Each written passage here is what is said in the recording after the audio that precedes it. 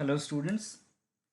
आज हम लोग सबसे पहला लेक्चर रिकॉर्ड करेंगे क्लास 12 का और पहला चैप्टर का, जिसका नाम है इलेक्ट्रोस्टैटिक्स। इस इलेक्ट्रोस्टैटिक्स को पढ़ने से पहले, समझने से पहले एक छोटा सा वीडियो हम लोग देख लेते हैं। डेफिनेटली ये वीडियो आपको बहुत इंटरेस्टिंग लगेगा और हमें समझना है, अपने आप से क्वेश्चन पूछना कि ऐसा क्यों हो रहा है। क्योंकि जब तक आपको क्यूरियस क्यूरियस नहीं होगे ना किसी फिजिकल फेनोमेना को लेके, तब तक फिजिक्स पढ़ने का कोई मतलब नहीं होता। ओके। एक हम लोग लेक्चर देखते हैं, सॉरी, एक इंटरेस्टिंग वीडियो देखते हैं, देन हम लोग इस टॉपिक को आगे डिस्कस करेंगे। ओके।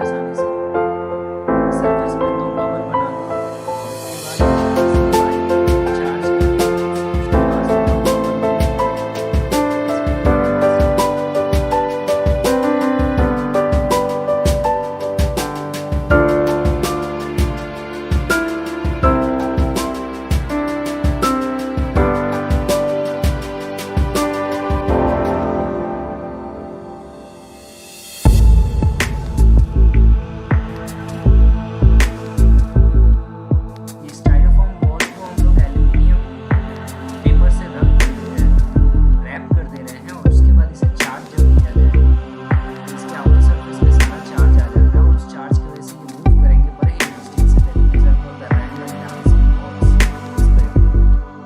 इन सब का एक्सप्लेनेशन अभी नहीं देगा, एक्सप्लेन हम लोग देखेंगे स्टडी करेंगे। यहाँ पर देखिए, ग्लास को फ्रिक्शन के थ्रू चार्ज कर दिया गया और उसके बाद जैसे ही उसके ऊपर बॉल्स रखा गया, ये बॉल चार्ज चार्ज होने की वजह से ये जैसे ही हम लोग हाथ में लेंगे, यहाँ से नीचे हो रहा है, इसके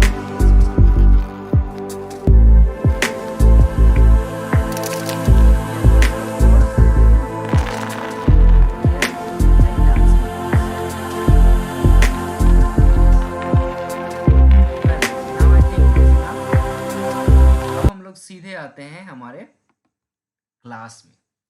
ये जो भी कुछ अभी आपने देखा, ये सब कुछ हो रहा है just because of one thing which is called static electricity, और in simple this is called electrostatics. Okay, static electricity, और it is called electrostatics. So what is electrostatics? Electrostatics, it is a branch of physics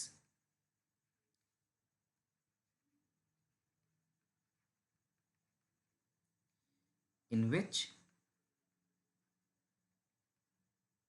we study about the electric charge at rest.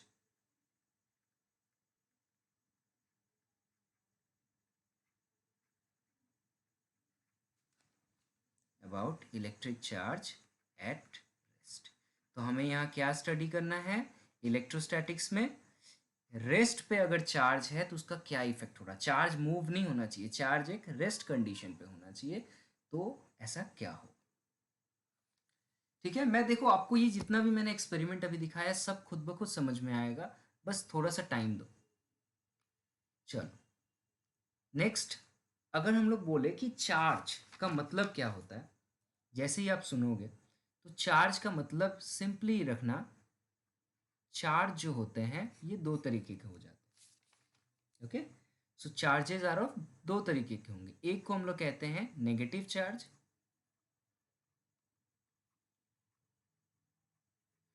और दूसरे को हम लोग कहते हैं positive charge.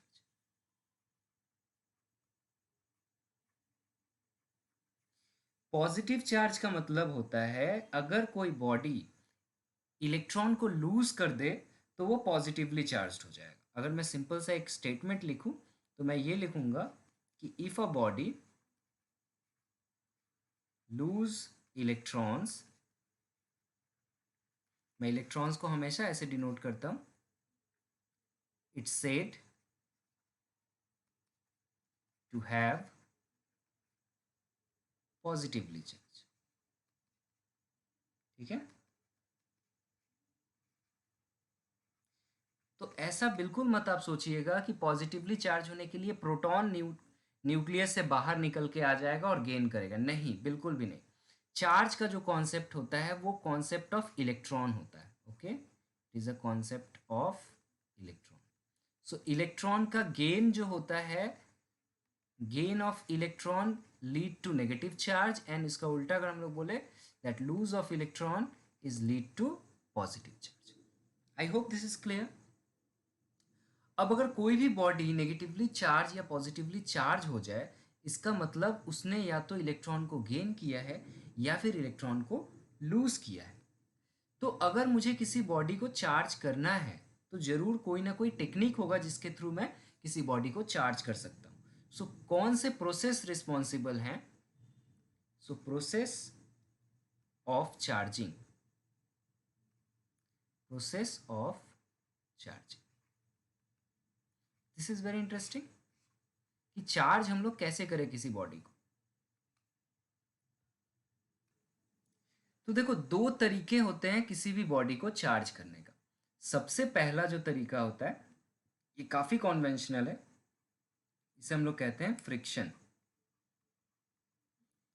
ठीक है, so friction, by friction is the first method of charging of a body, और दूसरा जो मेथड है इसे हम कहते हैं by induction.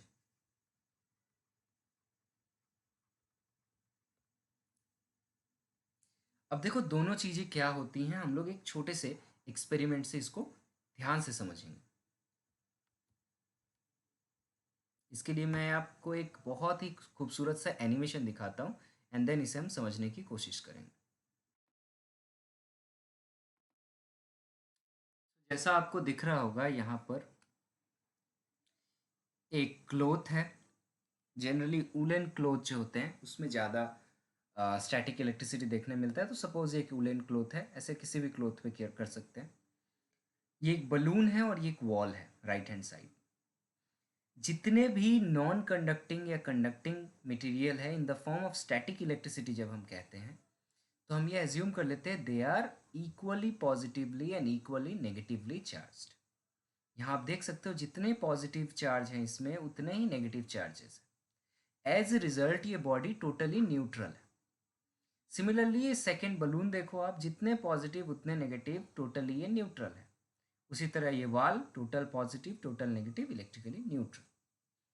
Now what happen, अगर मैं इस बलून को लूं और इसे मैं ले जाकर इस क्लोथ के साथ रब करने लगूं या फिर इस वॉल के साथ रब करने लगूं, means by means of friction. Friction, मैं फोर्सफुली एनर्जी से रब करूंगा इस वॉल के साथ या फिर इस क्लोथ के साथ, तो क्या होगा, लेट्स सी। मैं इस बलून को लिया और इस क्लोथ से रब करने लगा।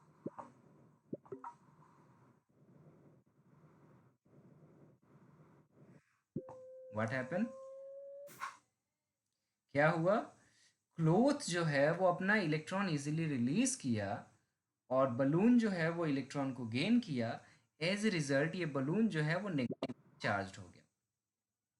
अब क्लोथ जो है, देखो क्लोथ पॉजिटिवली चार्ज है और बलून नेगेटिवली चार्ज है, इसलिए मैं जैसे ही बलून को छोड़ रहा हूँ ये बलून क्लोथ से जाके चिपक जा रहा है, क्योंकि नेगेटिव है और क्लोथ के पास पॉजिटिव है पास में, तो ये उसके पास जाके चिपक जाएगा।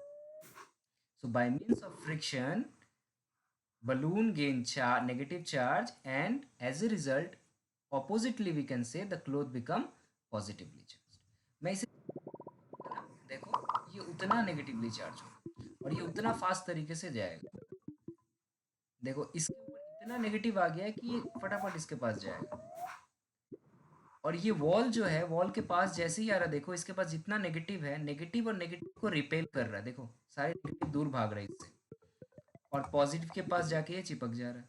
यही वजह है कि बलून जो होता है क्लोथ्स के साथ, वॉल के साथ आराम से जाके चिपक जाते हैं, just because of this reason. इसको आप घर पे भी करके देख सकते हैं। देखो सारे नेगेटिव इससे दूर भाग रहे हैं। Is it okay? ओके। अब अगर मैं दो बलून ले लूं, चलो ठीक है, एक बलून जो है इसे मैं चार्ज कर ले, और दूसरा बलून जो है वो अनचार्ज है, तो क्या ये बलून दूसरे बलून को अट्रैक्ट करेगा? देखो इसके पास जाएगा, ये उसके तरफ जाएगा, और इसको मैं लेके दीवार से रब करूंगा, दीवार इसको एनर्जाइज नहीं कर रहा है, तो जैसे ही मैं इस बलून को हटाऊंगा यहाँ से, क्या ये बलून अट्रैक्ट होगा इधर? यस। नाउ दोनों बलून नेगेटिवली चार्ज है, लेट्स सी दोनों बलून के बीच में क्या रिलेशन हो रहा है। ये बलून देखो इस दूसरे बलून से दूर भाग रहा है। द रीजन इज ये येलो बलून जो है ये भी नेगेटिवली चार्ज है, और ये ग्रीन बलून भी नेगेटिवली चार्ज है। जैसे ही मैं इसके क्लोज ला रहा हूँ, ये इससे दूर भाग जा रहा है और अनचार्ज बॉडी की तरफ अट्रैक्ट हो जा रहा है। आई होप इससे आपने ये समझ लिया कि पहला चीज तो हुआ, हम रब कर देते हैं तो चार्ज हो जा रहा है, और दूसरा होता है इंडक्शन, मतलब एक दूसरे के पास लाने से देखो चार्ज एक दूसरे के या तो दूर भागता है या एक दूसरे के पास आता है, that is called induction.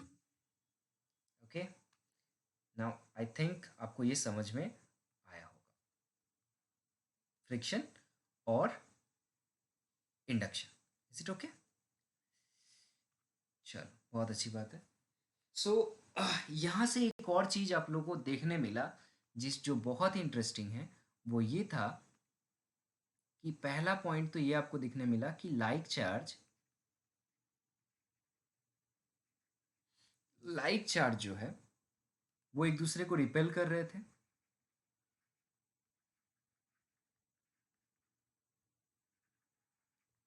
And unlike charge जो है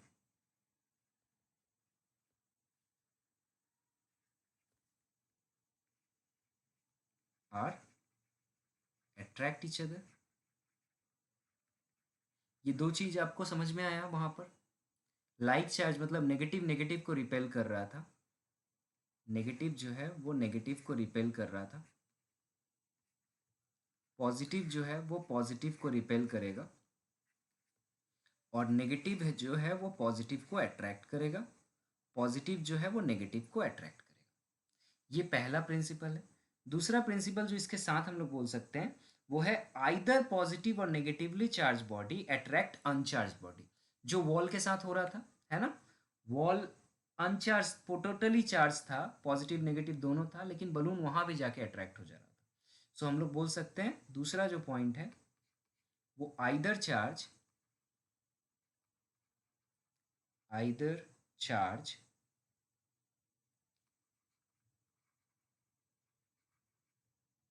either of charge attract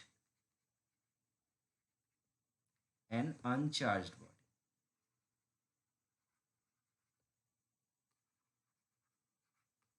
ये जो दोनों लॉ है इसको एक साथ अगर हम लोग मिला दे तो ये बहुत ही इंटरेस्टिंग लॉ बन जाता है और सबसे इंपॉर्टेंट इसे कहा जाता है law of electrostatics.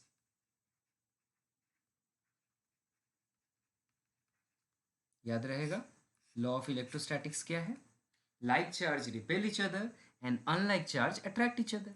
Negative negative को रिपेल करेगा, पॉजिटिव पॉजिटिव को रिपेल करेगा, नेगेटिव पॉजिटिव को अट्रैक्ट करेगा, पॉजिटिव नेगेटिव को अट्रैक्ट करेगा। लेकिन कोई भी अनचार्ज बॉडी चार्ज बॉडी से अट्रैक्ट हो जाएगा। जैसे अगर ये पॉजिटिवली चार्ज बॉडी है और ये अनचार्ज है, अनचार्ज का मतलब टोटल इसमें पॉजिटिव और नेगेटिव इक्वल होंगे, तो पॉजिटिव अनचार्ज को अट्रैक्ट करेगा। उसी तरह नेगेटिव है और ये अनचार्ज बॉडी है, तो नेगेटिव भी अनचार्ज को अट्रैक्ट करेगा। इस प्रिंसिपल को कहा जाता है लॉ ऑफ इलेक्ट्रोस्टैटिक्स। यहाँ तक समझ में आया आपको? मैं अभी सिर्फ चार्ज के बारे में बात कर रहा हूँ, मैंने अभी तक कुछ भी इतना इन डेप्थ आपको नहीं पढ़ाया। ठीक है, अब हम लोग को प्रॉपर्टीज ऑफ चार्ज के बारे में थोड़ा सा जान लेना चाहिए कि चार्ज जब हम लोग बोलते हैं तो इस चार्ज का डिफरेंट डिफरेंट टर्मिनोलॉजी आएगा, आगे हम लोग पढ़ेंगे तो उसका मतलब क्या होता है। सो नेक्स्ट जो है उसे हम लोग कहते हैं properties of charge.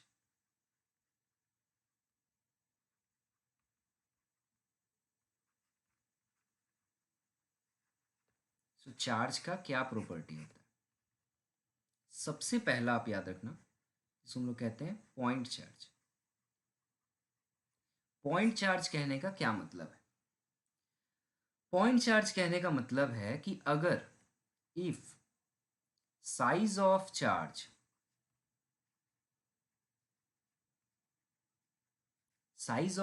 body is very small compared to distance between them,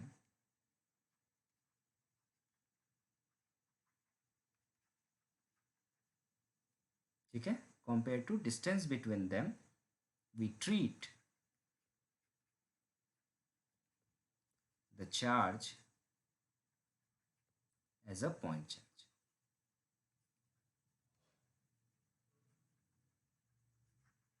अच्छा, पॉइंट चार्ज कहने का मतलब होता है उस चार्ज का कोई डायमेंशन ही नहीं है। जैसे अगर मैं पूछूं कि एक पॉइंट का क्या डायमेंशन है, तो आप बोलोगे पॉइंट का कोई रेडियस नहीं होता, पॉइंट का कोई डायमीटर नहीं होता।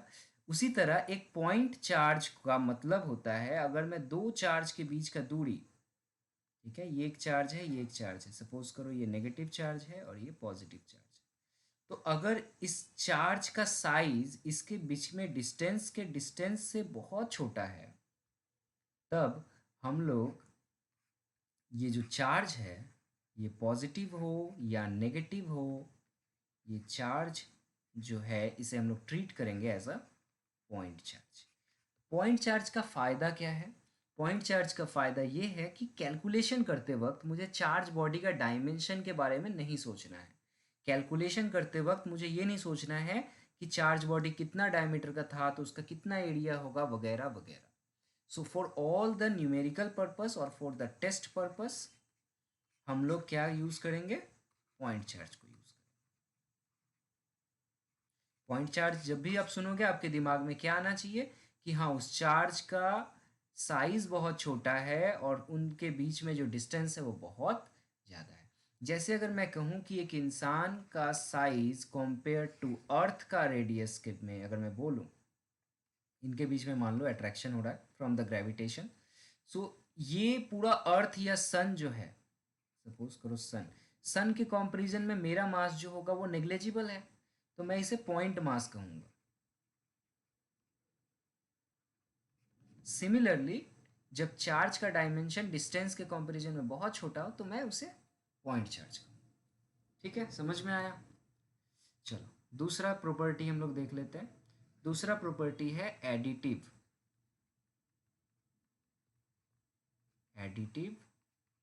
प्रॉपर्टीज और एडिटिव प्रॉपर्टी। एडिटिव प्रॉपर्टी क्या है कि अगर किसी सिस्टम में नंबर ऑफ चार्जेस हैं तो टोटल चार्ज सिंपली उनका अलजेब्रिक सम होगा। ठीक है, मैं बार बार स्टेटमेंट नहीं लिखूंगा, मैं आपको डिक्टेट कर दूंगा, आप वीडियो को पॉज करके देख सकते हो, रिपीट करके लिख सकते हो। मैं एक बार लिख दे रहा हूँ, बट अगली बार से आप इसको डिक्टेट में करूँगा, आप लिख लेना, ठीक है। If a system consist of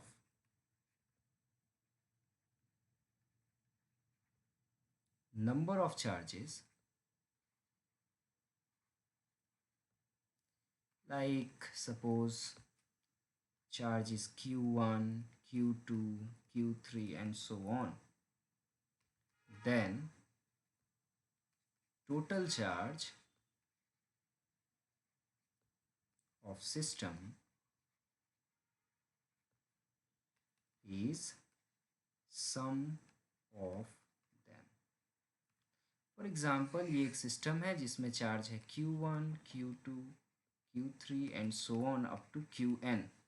तो मैं टोटल निकालूँ, अगर टोटल कितना चार्ज है, चार्ज को q से जनरली रिप्रेजेंट करते हैं कैपिटल और small, so that will be equal to q1 plus q2 plus q3 and so on.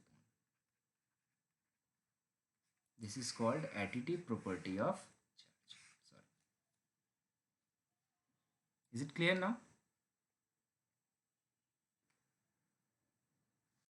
Next जो है third property, this is called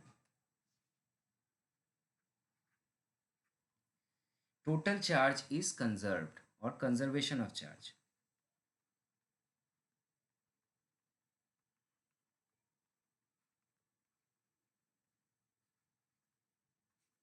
जैसे conservation of energy, conservation of mass होता है, conservation of charge का मतलब सीधा सीधी बात कंजर्वेशन ऑफ मास के इक्विवेलेंट ही है, क्योंकि इलेक्ट्रॉन का भी तो मास होता है ना, तो इस चीज़ को हम लोग समझते हैं। तो जैसे हम लोग कंजर्वेशन ऑफ एनर्जी लिखते थे, इसको भी लिख सकते हैं, क्या लिखेंगे, total charge, total charge of isolated system, isolated system मतलब सबसे अलग होना चाहिए, किसी से चिपका हुआ नहीं होना चाहिए। दो सिस्टम को आइसोलेटेड तब कहते हैं जब उनके बीच में कोई कांटेक्ट ना हो। So total charge of a isolated और of an isolated system is always conserved. इसका क्या मतलब है, it is not possible to create और डिस्ट्रॉय चार्ज, ठीक है। It is not possible to create और destroy charge carried by an isolated system। Charge को हम लोग एक बॉडी से दूसरे बॉडी में ट्रांसफ़र कर सकते हैं, लेकिन ख़त्म नहीं कर सकते। जैसे सपोज करो कि ये एक बॉडी है जिसको मैंने इस हैंडल से सपोर्ट किया है, इसमें चार्ज थे positive negative positive negative positive negative, like this. तो इसके अंदर जो टोटल चार्ज है ये कंजर्व होगा, ये इस चार्ज को ना मैं बना सकता हूँ ना ख़त्म कर सकता हूँ। हाँ, मैं इसे एक दूसरे बॉडी में ट्रांसफ़र जरूर कर सकता हूँ, ठीक है। जैसे अगर ये दूसरा बॉडी है और ये अनचार्ज्ड है, ये बॉडी अनचार्ज्ड है, ये चार्ज्ड है, सपोज इसमें ज़्यादा चार्ज है, इसमें कम चार्ज है। जैसे ही मैं इसके कांटेक्ट में लेके आऊँगा, इस बॉडी को टच कर दूंगा और क्लोज लाऊंगा, देन क्या होगा, इसमें चार्ज जो है वो शेयर हो जाएगा। नाउ सपोज करो ये बॉडी नेगेटिव अट्रैक्ट करता है, फॉर एग्जाम्पल मैं बता रहा हूँ, ये नेगेटिव हो जाएगा लाइक दिस। इसको हम लोग डिटेल्स में देखेंगे, बस सिंपली समझ के रखना, चार्ज को ना क्रिएट कर सकते हैं ना डिस्ट्रॉय कर सकते हैं, ठीक है। बस एक बॉडी से दूसरे बॉडी में ट्रांसफ़र कर सकते हैं। आइसोलेटेड सिस्टम का टोटल चार्ज हमेशा कांस्टेंट होता है और कंजर्व्ड होता है। नेक्स्ट टॉपिक, फोर्थ जो प्रॉपर्टी है, this is also very important, this is called quantization of charge.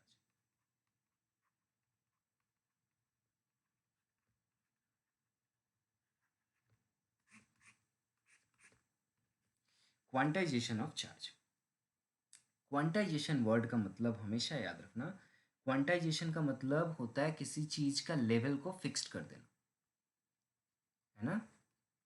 किसी चीज़ का लेवल को फिक्स कर देने को हम लोग कहते हैं क्वांटाइज कर देना, मतलब उसके ऊपर नीचे आप नहीं जा सकते, आपको इस लेवल को फॉलो करना होगा। ठीक है, तो इसे अगर हम लोग वर्ड में कहें तो ऐसे कह सकते हैं कि ऑल फ्री चार्जेस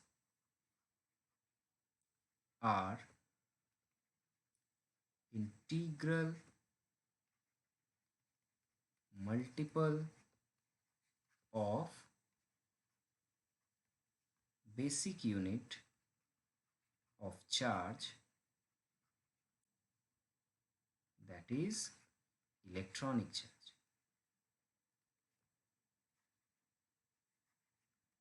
अगर साधारण भाषा में कहें तो कोई भी जो चार्ज है, इस चार्ज का वैल्यू आर्बिट्ररी नहीं हो सकता। इस चार्ज का वैल्यू जो भी होगा वो होगा मल्टीपल्स ऑफ इलेक्ट्रॉनिक चार्ज के बराबर। कोई भी रैंडम वैल्यू आप अपने से जज नहीं कर सकते, इसका वैल्यू को फिक्स कर दिया गया। क्योंकि हमें पता है कि कोई भी बॉडी चार्ज तभी होता है जब उसमें इलेक्ट्रॉन गेन या लूज होता है, तो जो चार्ज होगा वो भी मल्टीपल ऑफ इलेक्ट्रॉन के बराबर होना चाहिए। और हमें पता है यहाँ पर n जो है वो एक इंटीजर है, और E जो है, E इज इलेक्ट्रॉनिक चार्ज, जिसका वैल्यू है 1.6 इंटू 10⁻⁹ कूलम। नेगेटिव है फॉर इलेक्ट्रॉन। ओके, अगर कोई चीज गेन करता है इलेक्ट्रॉन को तो नेगेटिवली चार्ज हो जाएगा, और इलेक्ट्रॉन को लूज करेगा तो पॉजिटिवली चार्ज हो जाएगा, ऑब्वियसली। ठीक है, जैसे कि कोई किसी को अगर मैं बोलूं कि क्या किसी भी बॉडी का चार्ज हाफ और सपोज 1000/3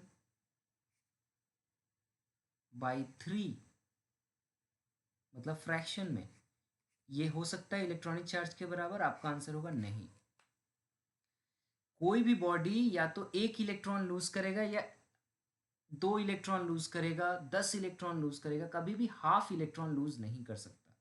कोई भी बॉडी हाफ इलेक्ट्रॉन को लूज या गेन नहीं कर सकता। ये हमेशा एक इंटीजर होना चाहिए, positive for gain, negative for lose, whatever it may be, लेकिन पॉजिटिव इंटीजर होना चाहिए या नेगेटिव इंटीजर होना चाहिए, फ्रैक्शन नहीं होना चाहिए। Is it okay?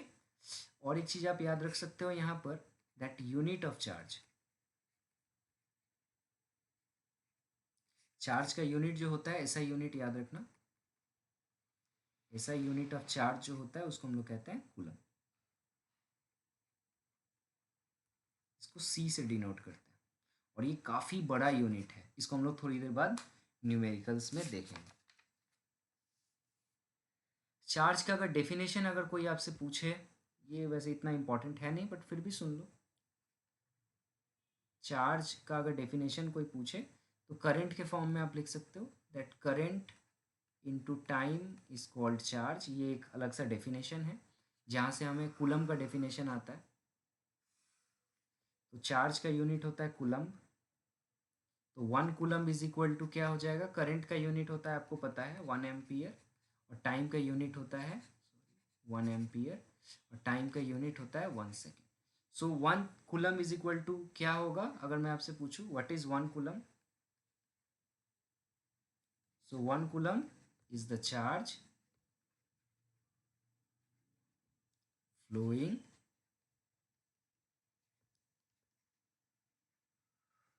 through a wire in 1 second if the current is 1 ampere. ठीक है, ये जस्ट 1 कूलम का डेफिनेशन मैंने बता दिया। अगर आपसे पूछे व्हाट इज 1 कूलम तो आप इसको क्वांटिटेटिवली ऐसे एक्सप्लेन कर सकते हैं। 1 coulomb is the charge flowing through a wire in 1 second if current is 1 ampere. Okay, चलो मैं आपके लिए कुछ न्यूमेरिकल्स छोड़ के जाता हूँ और इसे आप सॉल्व करोगे। पहला numerical, find number of electrons present in 1 coulomb charge. 1 coulomb charge में कितने सारे इलेक्ट्रॉन्स के बराबर होता है ये आपको कैलकुलेट करना है। दूसरा क्वेश्चन, हाउ मच पॉजिटिव और negative charge is there in a cup of water। मान लो एक कप में 250 ग्राम वाटर था। ओके,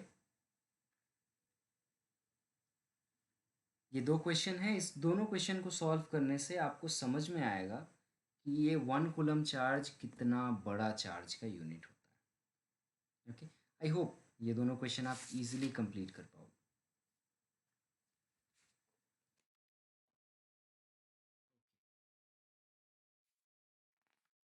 तो इतना से हमारा बेसिक कॉन्सेप्ट ऑफ चार्ज यहाँ ख़त्म हो जाता है। थोड़ा सा और आप लोगों में कुछ चीज़ें बता दे रहा हूँ एज ए होमवर्क, इसको आप स्टडी कर सकते हो एज ए टॉपिक जो हम लोग पढ़ना है। और इसमें अगर आपको कोई भी डाउट होता है आप मुझे नेक्स्ट क्लास में पूछ सकते हो।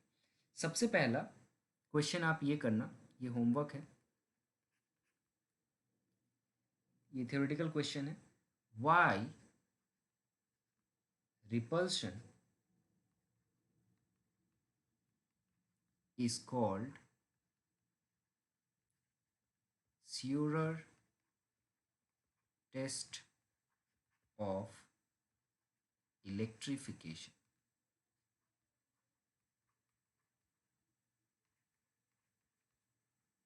Okay, first question. दूसरा, what do you mean bye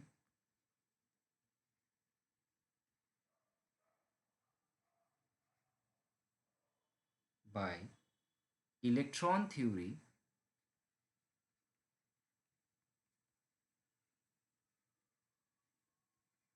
of electrification.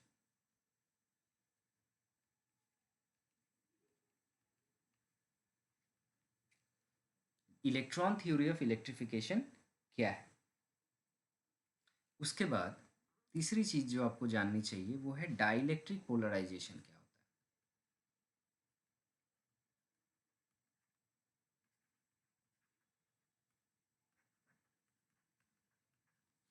Dielectric polarisation क्या है? चौथी जो बात आपको पता होनी चाहिए वो शॉर्ट नोट की तरह आप इनको लिखना है, शॉर्ट नोट की तरह इन सबको, that charge reside on the outer surface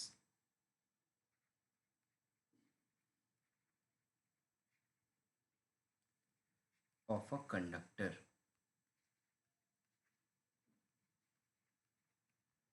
किसी कंडक्टर के अंदर कभी भी चार्ज रिसाइड नहीं करता, उसके आउटर सरफेस पे रिसाइड करता है। ठीक है, और अगर आप ये पढ़ रहे हो तो इसका एक एप्लीकेशन भी आपको पता होना चाहिए जिसे हम लोग कहते हैं इलेक्ट्रिक स्क्रीनिंग।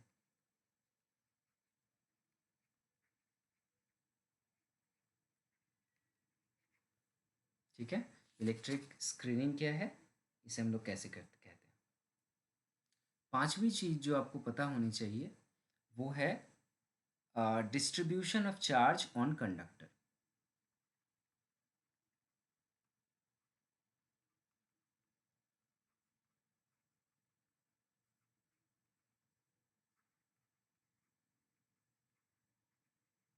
मतलब शेप के ऊपर कैसे चार्ज का डिस्ट्रीब्यूशन डिपेंड करता है। और इसका एक अच्छा एप्लीकेशन जो है वो आप लिख सकते हो। इसका एक सबसे अच्छा एप्लीकेशन है लाइटनिंग कंडक्टर।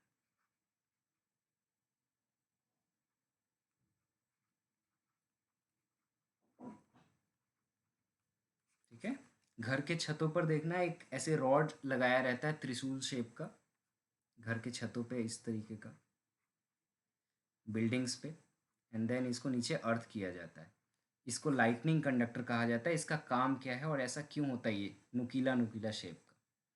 सो ये अगर कुछ टॉपिक जो मैंने लिखे हैं, पहले ये दो न्यूमेरिकल मैंने बताए हैं। ठीक है, find the electron in 1 coulomb, ये दोनों यूनिटरी मेथड से बन जाने वाले प्रॉब्लम्स है, काफ़ी इजी। सो गो अहेड। अगर कुछ भी डाउट होता है नेक्स्ट क्लास में आपको सारे डाउट्स क्लियर कराऊंगा। और ये टॉपिक्स आपको ये रीड करना है, सर्च करना है बुक में, इंटरनेट पे, और इसे अच्छे तरीके से समझ के लिखना है।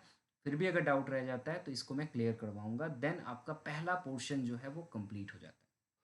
इसके बाद जो हम लोग पढ़ेंगे वो होगा force between two charges and the starting of your Coulomb's law. Okay, if you feel any problem, feel free to contact me. Okay, thank you very much.